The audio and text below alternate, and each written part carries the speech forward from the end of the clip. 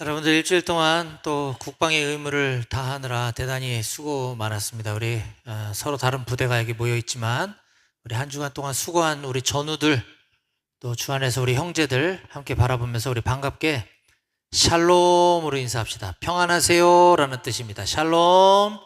네, 샬롬. 네, 샬롬. 어제부터 시작해서 이제 토, 일, 월, 화, 수 민족의 대명절인 설날입니다. 여러분들 설에 사랑하는 가족들과 함께 보내지 못하고 이곳에 있는 것이 좀 아쉬울 수는 있겠지만 또 이 또한 또 의미 있는 시간이 될 줄로 믿습니다. 그래서 너무 안타까워하지 마시고 이곳에서 또 5일 동안 충분히 푹 쉬면서 또 밀린 개인 정비도 하고 체력 단련도 하고 또 이런 여가 시간들 보낼 수 있는 기회로 잘 삼을 수 있으면 좋겠습니다. 그 와중에 또 한복판에 있는 오늘 주일날 또 이렇게 더 자고 싶을 수도 있는데 또 주일을 기억해서 예배드리러 나온 여러분들 한 사람 한 사람을 정말 우리 주님께서 기뻐하실 줄로 확신합니다. 네, 지난주에 우리는 마태복음 2장 1절부터 12절까지 말씀을 통해서 참된 예배자라는 제목으로 우리에게 주시는 말씀을 함께 나눴습니다. 저는 제가 추구하는 설교는 이제 강해 설교인데요. 강해 설교란 이제 성경 말씀 뭐 한두 절 읽고 그거에 따른 뭐 교훈적인 내용들을 그냥 저의 생각들을 전하는 것이 아니라 성경 말씀을 있는 그대로 해석하고 연구하고 또 그 해석한 말씀을 나의 삶에 어떻게 적용할 것인지에 대한 질문을 던지는 그런 설교를 저는 추구합니다. 그래서 설교 본문이 매주 왔다 갔다 하는 것이 아니라 쭉 이어지는 뭐 드라마처럼 지난주에 어디까지였으면 이번 주는 그 다음부터 이렇게 연결해서 말씀을 전하고 있습니다. 그동안 제가 뭐 군선교 하면서 또 일터 선교 사역을 하면서 뭐 굉장히 많은 책들을 강해 설교를 했어요. 뭐 에베소서, 뭐 다니엘, 창세기, 뭐 요한복음 뭐 등등. 우리 군인교회에서는 지난 창세기 강해 설교를 무려 108주 동안 해서 창세기 1장부터 50장까지를 다 끝냈고 요 몇 주 전부터는 이제 마태복음을 시작하고 있습니다. 그래서 오늘은 지난주는 2장 1절에서 12절까지 말씀을 보았는데요. 참된 예배자라는 제목으로 말씀을 전했습니다. 마태복음 2장 1절에서 12절은 오늘 우리가 읽은 본문의 바로 앞에 있는 부분이고 그 본문에는 세 종류의 사람이 등장을 합니다. 그래서 이 세 종류의 사람들의 모습을 살펴보면서 참된 예배자란 어떤 사람인가에 대해서 함께 생각해보는 시간을 가졌습니다.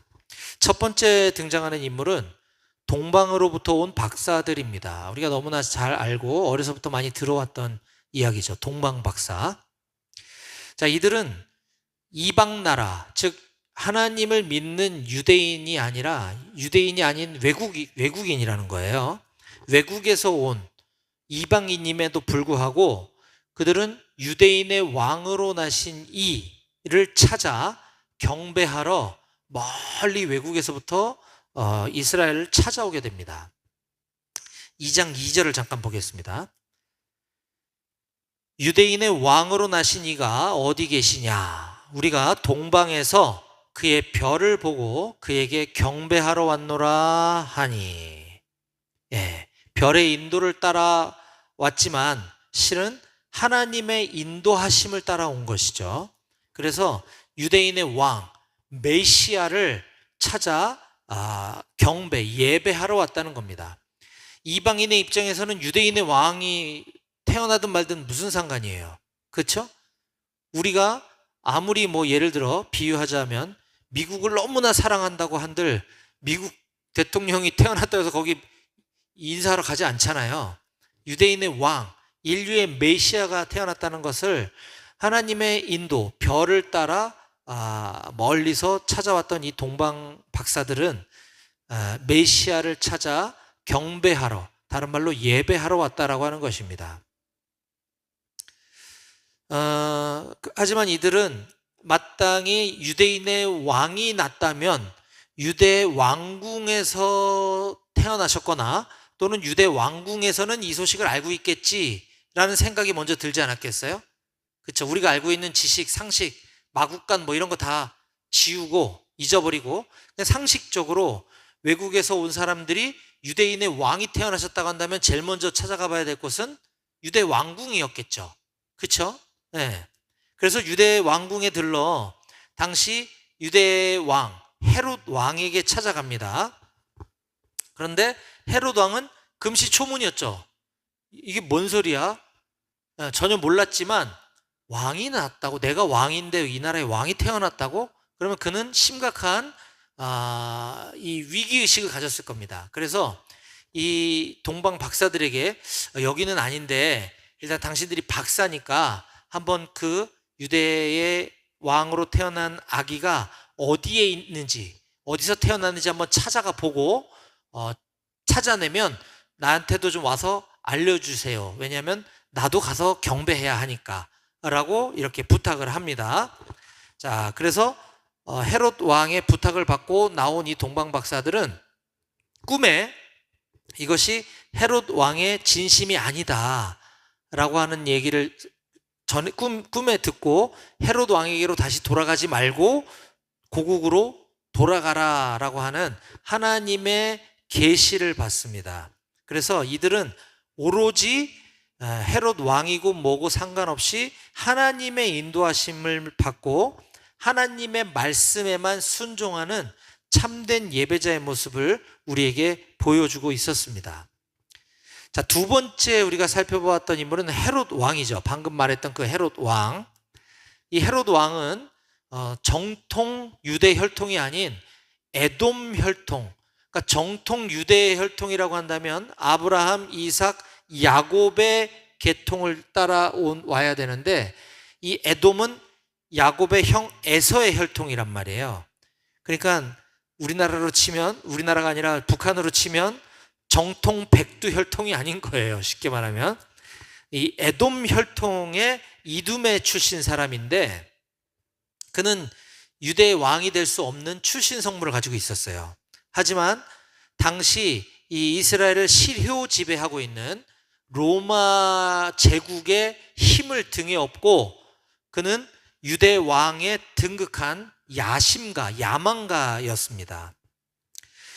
그렇게 저렇게 왕이 되긴 했지만 결국 자기가 다스리는 유대인들에게도 어느 정도 인정을 받아야, 어느 정도 국민들의 지지도가 있어야 국정을 수행할 수 있었기 때문에 그는 여론조사 지지도를 높이기 위해 이스라엘 사람들이, 유대인들이 가장 중요하게 여기는 예루살렘 성전, 회파된, 무너진 예루살렘 성전을 거대하게, 웅장하게 증축해주는 일을 했습니다. 유대인의 환심을 얻기 위해. 하지만 그는 여전히 권력에 대한 집착과 욕구가 극심해서 조금이라도 불안하면, 조금이라도 나의 권력 유지에 장애물이 될 것 같은 요소라 판단되면 그는 누구든 가차없이 숙청을 시켜버립니다. 그래서 왕비, 자기 아내와 자기 아들들은 물론 자기 어머니까지 다 숙청하는 아주 잔인무도한 사람이 바로 이 헤롯 왕이었습니다. 그런 그에게 유대인의 왕이 나셨다라는 동방박사의 이 소식은 매우 기분 나쁘고 아주 불쾌하고 불길한 소식이었습니다. 그래서 그는 큰 두려움과 공포에 사로잡히게 되었고, 그래서 이 동방에서 온 박사들에게 온 나라에 이 소식이 알려지지 않도록, 소문나지 않도록 조용히 그들을 불러서 이렇게 이야기했습니다. 7절입니다.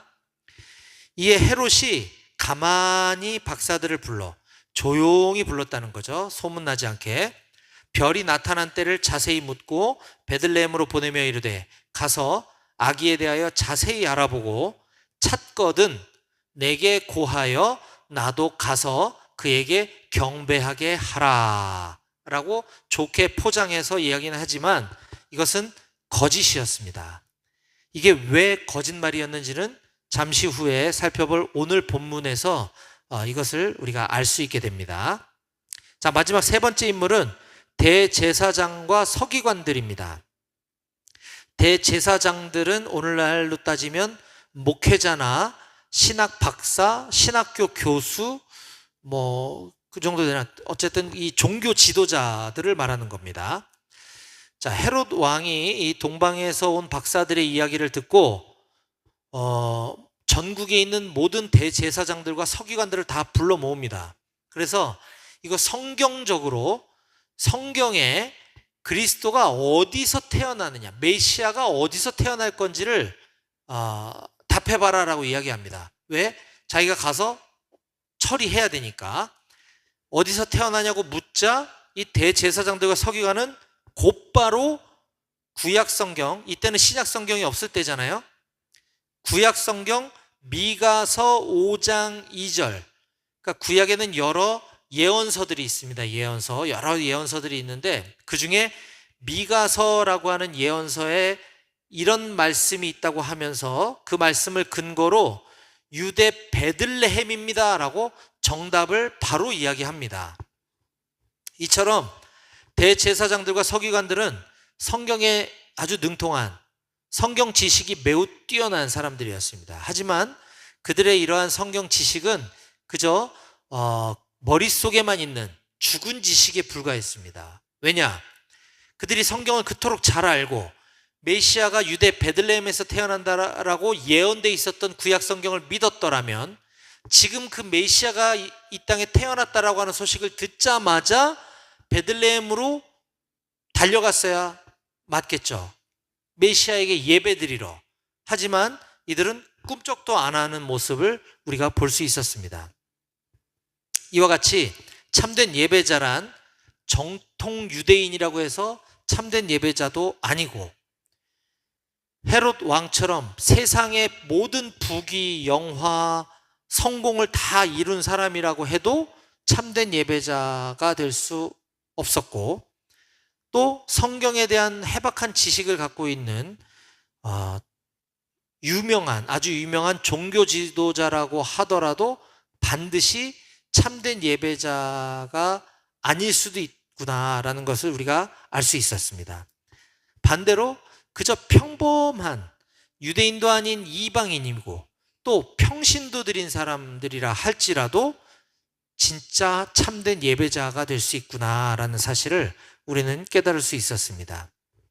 이처럼 우리의 직위나 신분이나 어떤 성경에 대한 지식 여부 이런 것들을 다 떠나서 하나님께서 인도해 주시는 하나님의 말씀에 순종하여, 성경 말씀에 순종하여 믿음으로 반응하고 행동하는 사람만이 참된 예배자인 줄 믿으시기 바랍니다.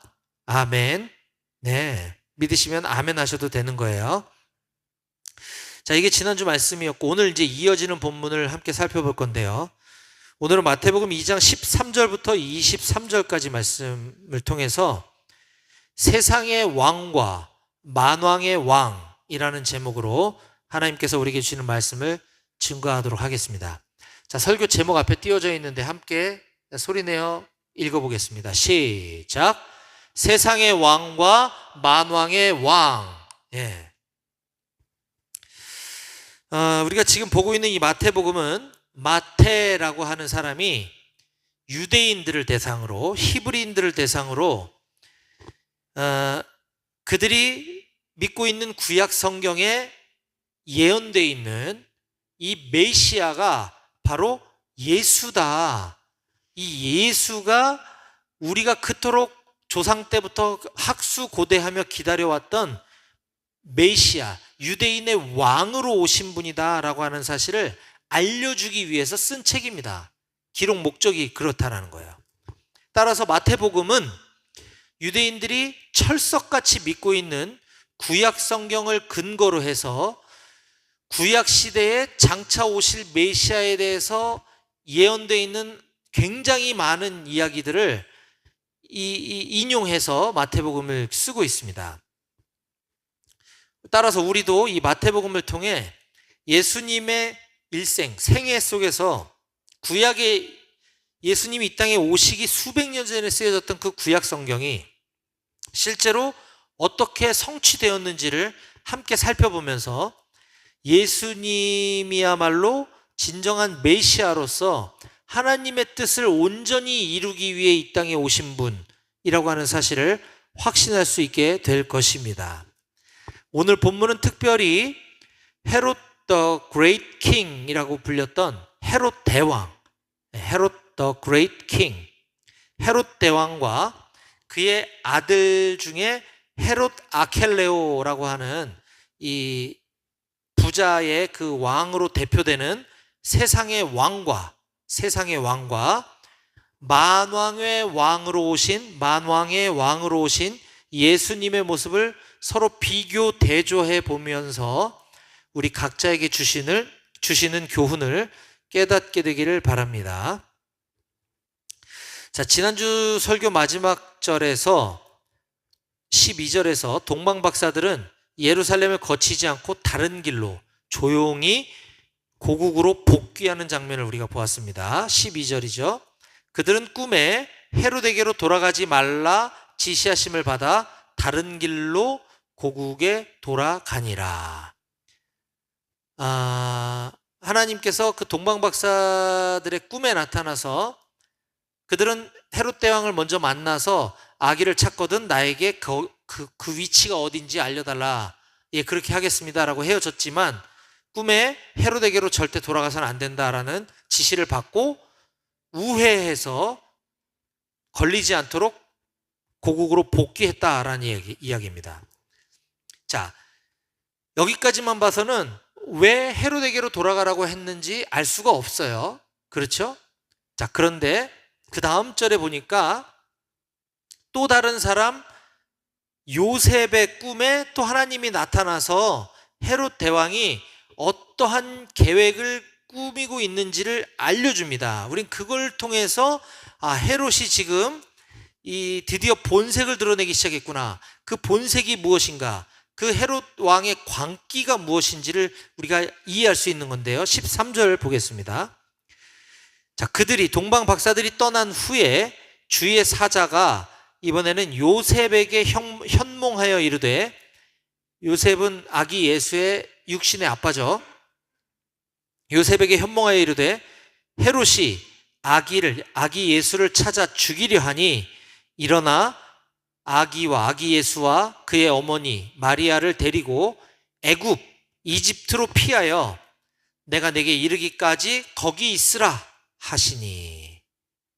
네, 헤롯 왕의 본심을 요셉에게 가르쳐주고 계신 겁니다.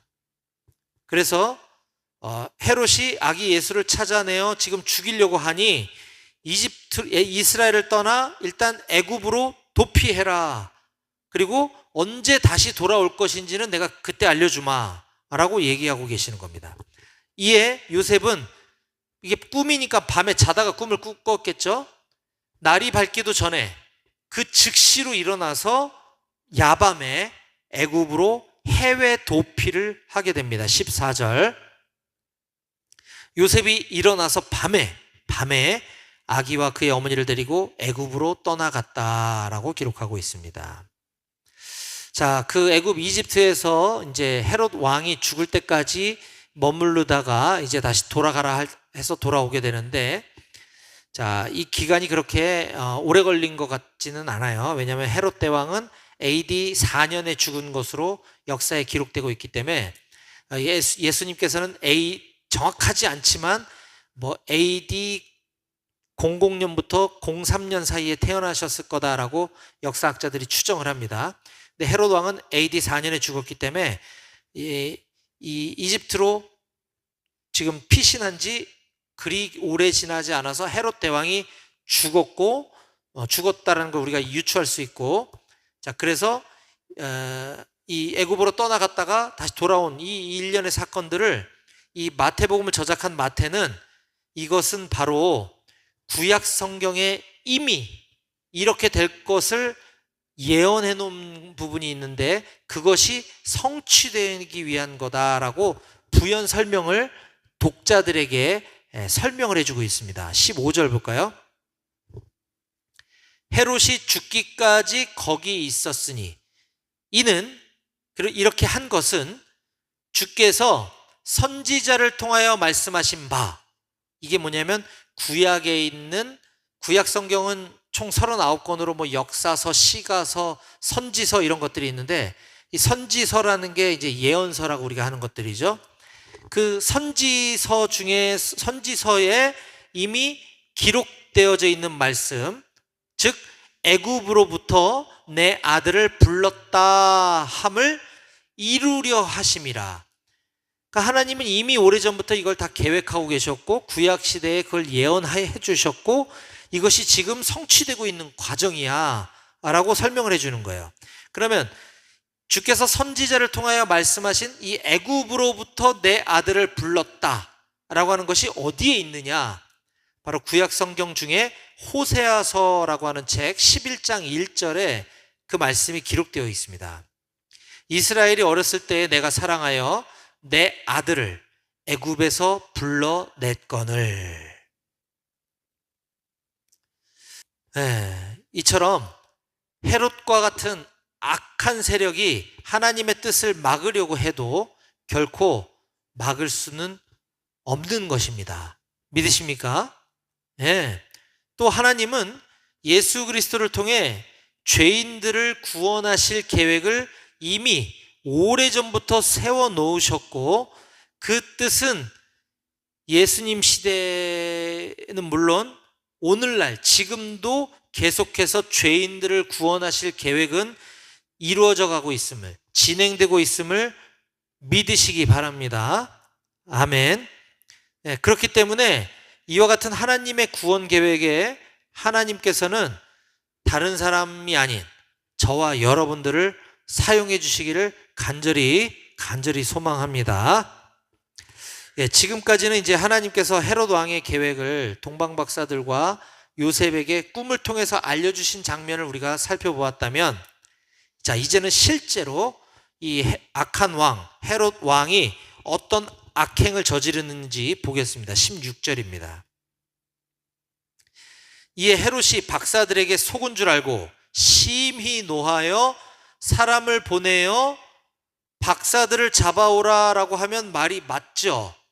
박사들에게 속은 줄 알고 심히 노해서 사람을 보냈는데 어디로 보냈냐? 베들레헴과 그 모든 지경, 베들레헴 모든 그 반경 안에 있는 사내 아이를, 남자 아기들을 박사들이 와서 얘기해 준 그때를 기준으로 놓고 봤을 때 대략 2살 이하의 아기들은, 남자 아기들은 다 죽였다라고 성경이 기록하고 있습니다. 끔찍한 일이 벌어진 거죠. 이처럼 헤롯은 굉장히 무자비하고 잔인무도한 사람이었습니다. 그는 자기의 왕권에 조금이라도 위협이 될 만한 요소가 단 0.1%라도 남기는 것을 용납하지 않은 것이에요. 모두 제거해야지만 마음이 편했던 사람이었던 것 같습니다. 그래서 그는 대제사장들도 다 죽이고, 자기 왕비, 부인도 죽이고, 아들들도 죽이고, 엄마도 죽이고, 심지어 온 이 베들레헴 인근에 있는 2살 이하의 아이들까지 다 죽였던 거예요. 그런데 헤롯 왕이 이렇게 할 것이라는 것 또한 이미 구약 성경 예언서에 기록되어져 있었다라고 마태는 이 책을 읽는 독자들에게 설명해 주고 있습니다. 자, 17절 볼까요? 이에 선지자 예레미야를 통하여 말씀하신 바, 예레미야서에 이게 기록되어 있구나라는 걸 알 수 있죠. 18절, 라마에서 슬퍼하며 크게 통곡하는 소리가 들리니 라헬이 그 자식을 위하여 애곡하는 것이라. 그가 자식이 없으므로 위로받기를 거절하였도다 함이 이루어졌느니라. 그래서 이게 어디 나오나 제가 찾아봤더니 예레미야서 31장 15절에 기록되어 있어요. 자, 저는 예레미야서 31장 15절을 읽을 테니 여러분들은 지금 보고 있는 마태복음 2장 18절을 한번 보세요. 제가 예레미야 31장 15절을 읽습니다. 여호와께서 이와 같이 말씀하시니라. 라마에서 슬퍼하며 통곡하는 소리가 들리니 라헬이 그 자식 때문에 애곡하는 것이라. 그가 자식이 없어져서 위로받기를 거절하는도다. 똑같습니다. 그렇죠? 자, 그러면 이 말씀과 이 말씀의 예레미야서가 쓰여진 그 배경은 무엇이고, 지금 그 말씀과 이 마태복음에 쓴 말씀은 어떤 상관관계가 있는지를 우리가 좀 해석을 할 필요가 있는데, 자, 예레미야서 31장의 그 말씀은 우리가 지난번에 쭉 살펴봤던 창세기에서 아들 베냐민을 낳다가 죽어서 그 땅 라마에 묻힌 여인이 있었습니다.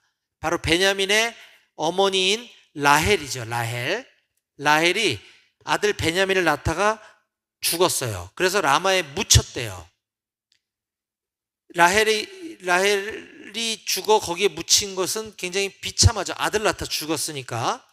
이 슬픔을 이때 당시 예레미야서를 쓰여졌던 구약 시대에 이스라엘 포로기의 비극을 창세기 라헬의 애곡을 갖다가 그 슬픔을 표현한 겁니다. 즉 포로기 시대에 유대인들이 다 포로로 끌려갔어요. 바벨론에.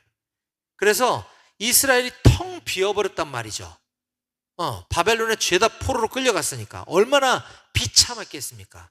이 비참한 참상을, 이 포로로 다 끌려가고 텅 비어버린 이 이스라엘의 참상을 마치 자식이 없어 슬퍼하고 있는, 애곡하고 있는 라헬에다가 지금 비유하고 있는 겁니다. 자, 마찬가지로 지금 마태복음에서는, 이 마태는 헤롯에 의해 2살 이하의 아기들이 처참하게 학살당한 이 사건을 가지고 이 헤롯이라고 하는 이 악한 왕에게 포로로 잡혀있는 상태임을 지금 이 라헬의 슬픔을 갖다가 비유하고자 예레미야서의 그 예언을 끌고 온 거예요. 결국 이러한 모든 비극은 구약 성경에서 이미 그림자로 비춰졌던 것이 지금 현실화되고 있는 것이고, 그렇지만 이것이 끝이 아니라 장래의 소망으로 되돌아올 것이다 라고 하는 것을 우리는 구약 성경 예레미야 앞서 31장 15절 바로 뒤에 나오는 16, 17절을 통해서 알 수가 있습니다. 한번 제가 읽어볼게요. 여호와께서 이와 같이 말씀하시니라. 내 울음소리와 내 눈물을 멈추어라. 내 일에 값을 받을 것인즉 그들이 그의 대적의 땅에서 돌아오리라. 여호와의 말씀이니라. 너의 장래에 소망이 있을 것이라. 너의 자녀가 자기들의 지경으로 돌아오리라.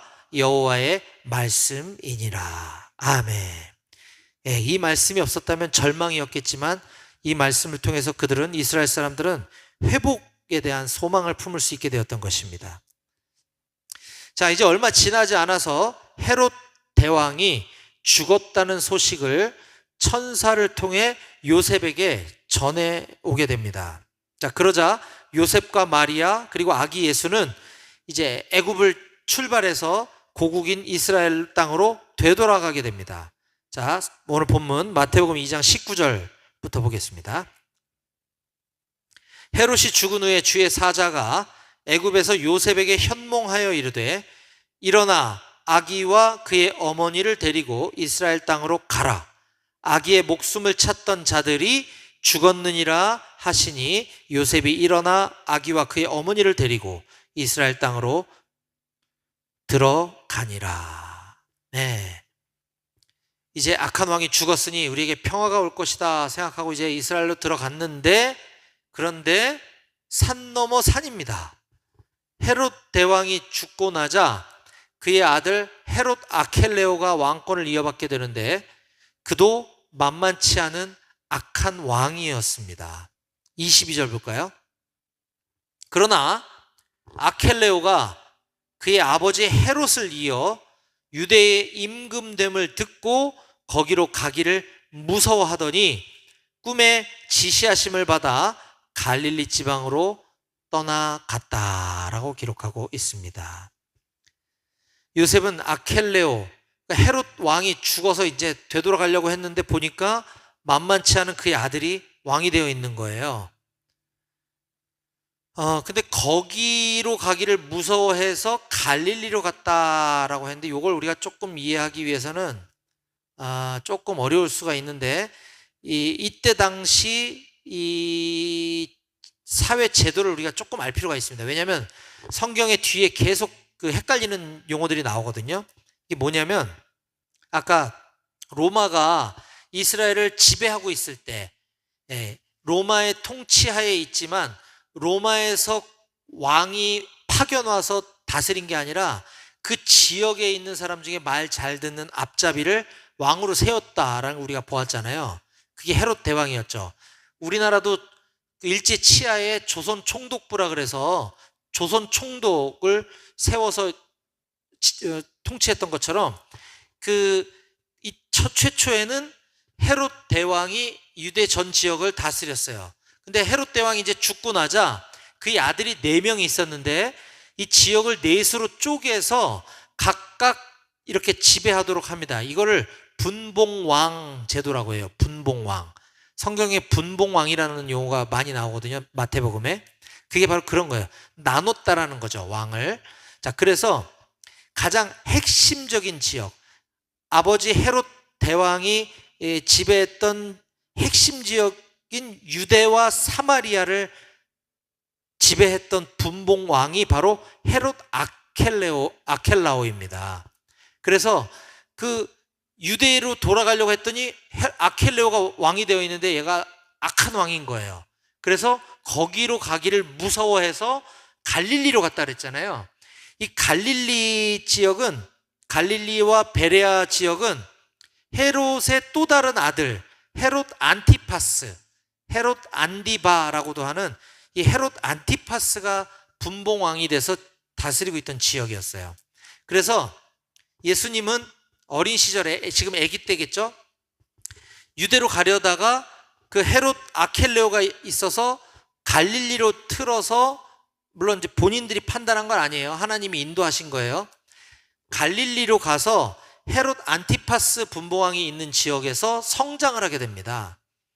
그래서 예수님의 공생의 사역이 대부분 갈릴리에서 벌어지게 되고, 그곳에 헤롯 안디바와의 여러 가지 사건들이 뒤에 계속 나오게 돼요. 마태복음 14장에 보면 이 헤롯 왕이라고 그냥 표현되어 있지만 그게 헤롯 안티파스거든요. 또 자기의 동생 헤롯 빌립 1세의 부인, 그러니까 자기의 제수씨죠. 제수씨를 아내로 뺏어가지고 제수씨를 자기 아내로 삼는 이 일을 세례 요한이 비판을 하자, 세례 요한을 잡아다 옥에 가두고 목을 쳐서 세례 요한이 죽는 사건이 마태복음 14장에 기록되어 있거든요. 그 왕이 바로 헤롯 안티파스 왕입니다. 아무튼 유대로 돌아가려다가 헤롯 아켈레오라고 하는 아버지 못지않은 악한 왕이 있어서 갈릴리 지역으로 예수님이 갔다. 그래서 예수님은 대부분의 사역을 그 지역에서 하셨다라고 하는 것을 우리는 앞으로 계속 보게 될 겁니다. 자, 특히 이 갈릴리 지역 중에서도 이 나사렛이라고 하는 아주 저 시골 촌구석, 우리가 철원, 그래도 대한민국의 저 북쪽 외진 곳인데, 철원 중에서도 우린 강포리라고 하는 시골 마을, 이름도 안 알려진 동네에서 군생활하고 있는 거잖아요. 마찬가지로 예수님 갈릴리에서도 나사렛이라고 하는 듣도 보도 못한 아주 깡 시골에서 정착해서 살게 되십니다. 그래서 나사렛 예수라고 하는 표현이 나오게 되는 거예요. 그런데 이 모든 일들 또한 다 구약에 이미 다 예언되어져 있었다라고 23절에 이렇게 기록하고 있습니다. 나사렛이란 동네에 가서 사니 예수님이, 이는 선지자로 하신 말씀에 나사렛 사람이라 칭하리라 하심을 이루려 함이로라. 아멘. 이제 말씀을 정리하겠습니다. 오늘 우리는 세상의 왕과 만왕의 왕이라는 제목으로 오늘 말씀을 함께 살펴보았습니다. 세상의 왕은 권력의 최정점, 제일 높은 곳에 오른 사람이지만 왕권을 유지하는 동안에 자기 자신의 기득권을 유지하기 위해서 몸부림치는 것을 우리가 볼 수 있었습니다. 이러한 기득권을 유지하기 위해서는 동서고금을 막론하고 어느 나라나 또 어느 세대에서나 항상 이 악한 왕은 등장하기 마련인 것 같습니다.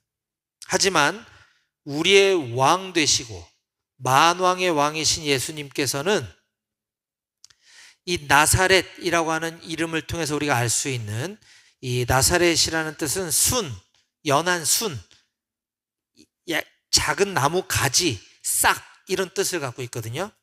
이 나사렛이라고 하는 이 연한 순과 같은 이 낮고 낮은 곳에서 가장 천한 곳에 오셔서 아주 낮은 사람들까지 모두 사랑해 주신 분이 우리의 왕 되신 주님이심을 꼭 깨달으시기 바랍니다.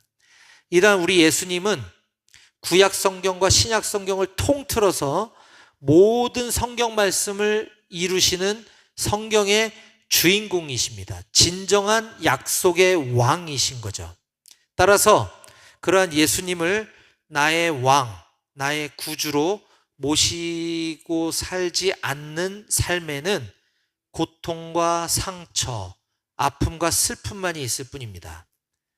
따라서 저는 우리 사랑하는 임마누엘 교회 모든 장병들이 이와 같이 세상에서 힘과 권력을 가진 사람을 왕으로 따를 것이 아니라 만왕의 왕 되신 우리 주 예수 그리스도만을 나의 왕으로 섬기며 살아가시기를 주님의 이름으로 간절히 축원합니다. 아멘. 기도하시겠습니다.